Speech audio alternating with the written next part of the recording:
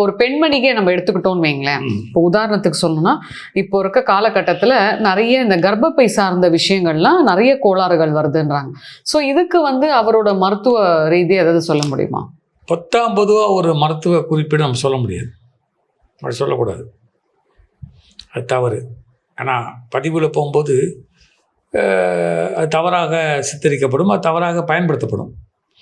நிறைய மருந்துகள் சொல்லியிருக்காங்க. நீங்கள் கேட்டது கர்ப்பப்பை அப்படின்றீங்க. கர்ப்பப்பைக்கு பலவிதமான மருத்துவங்கள் இருக்குது, பல விதமான விஷயங்கள் இருக்குது. அவர் சொன்னது எனக்கு ரொம்ப முக்கியமான விஷயங்கள் வந்து ரத்தத்தில் துவர்ப்பு தன்மை இருக்கணும். துவர்ப்பு தன்மை இருக்கணும். துவர்ப்புன்றது வந்து எனக்கு வந்து அது வந்து அசிடிக் இருக்கக்கூடாது.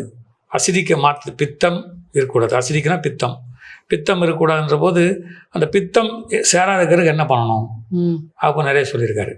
அதில் அவர் அதிகமாக சொல்கிறது வந்து வாழைப்பூ, வாழைக்காய், வெத்திலை இப்படிலாம் சொல்கிறாரு. இதை எப்படி யூஸ் பண்ணணும் இருக்குல்ல. அப்புறம் எண்ணெய் தேய்த்து குளிங்கன்றாங்க. என்ன அது எண்ணெய் தேய்ச்சி குளிக்கணும், அது ஒரு கணக்கு இருக்குது. 2 3 வந்து எப்போத்துக்குள்ளே சாப்பிட்றணும் அப்படின்னு ஒரு இது சொல்கிறாரு.